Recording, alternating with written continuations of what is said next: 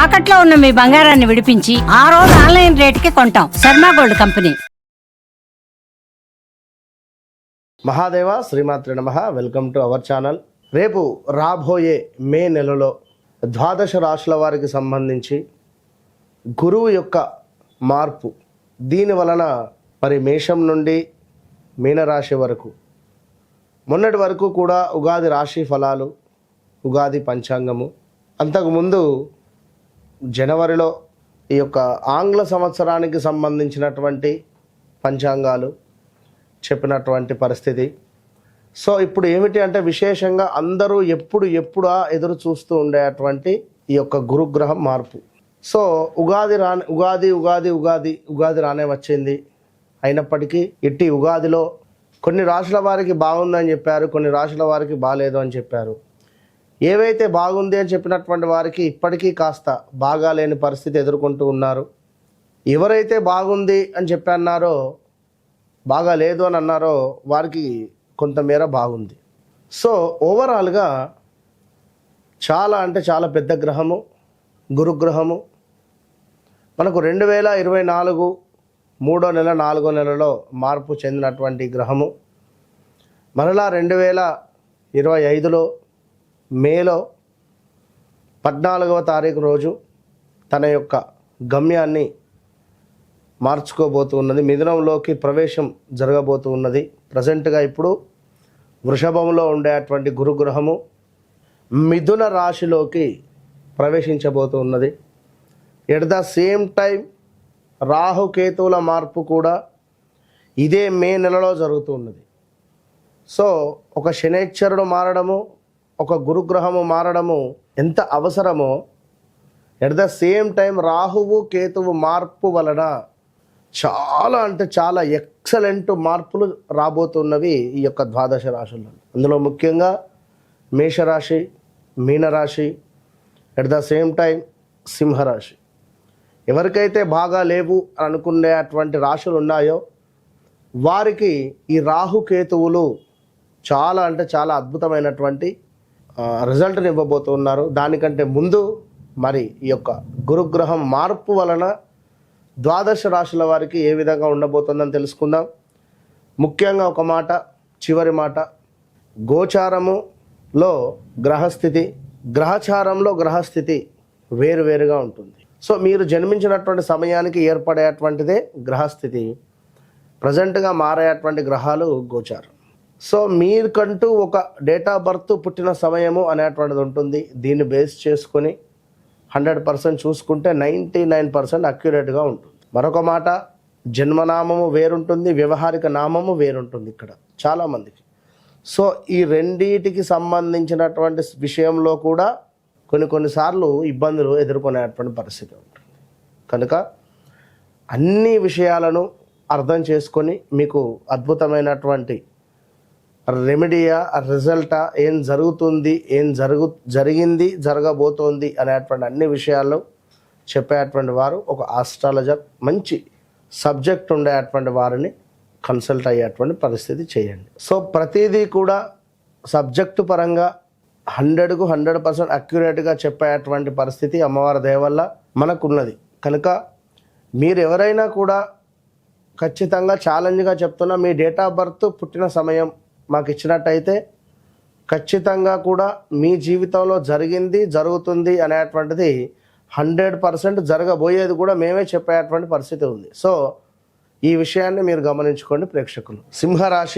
సింహరాశి వారికి సంబంధించి ఇందాక ఎవరో ఫోన్లో అన్నారు, సింహరాశి వారికి గురుగారు మే తర్వాత బాగుంటుందంట కదా.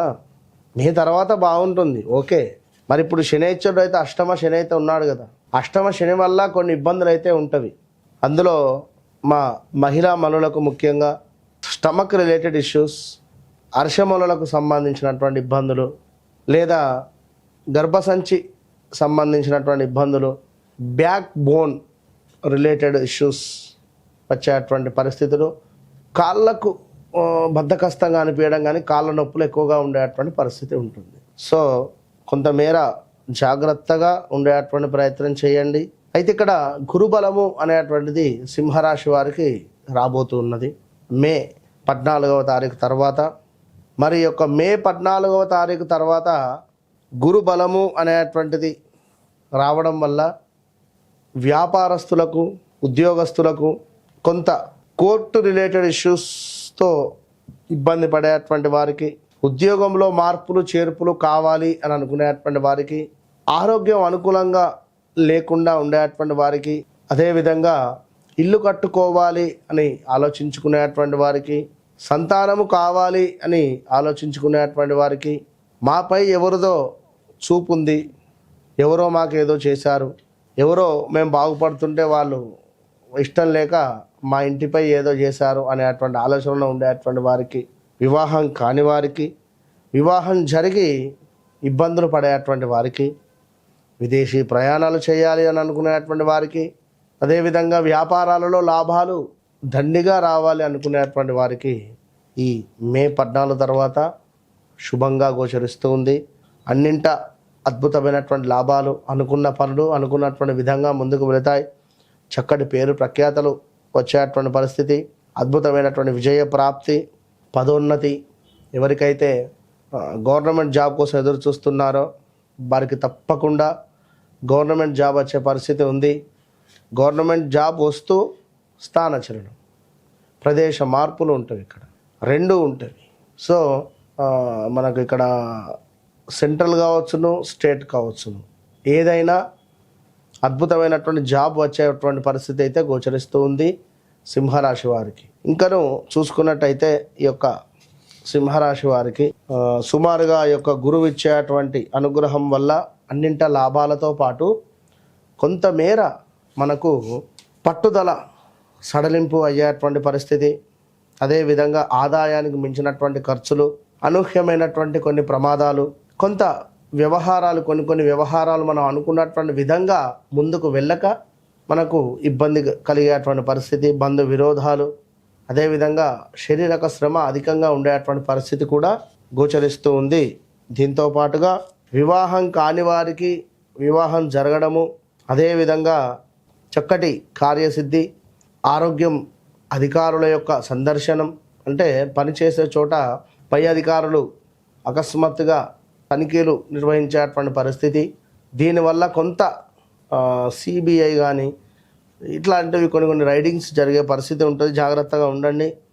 ఇంకా గృహములో కొన్ని ఇబ్బందికరమైనటువంటి సంఘటనలు, మీ కింద పనిచేసే వారితో ఎప్పుడూ కూడా ఆప్యాయంగా ప్రేమగా ఉండేటువంటి ప్రయత్నం చేయండి.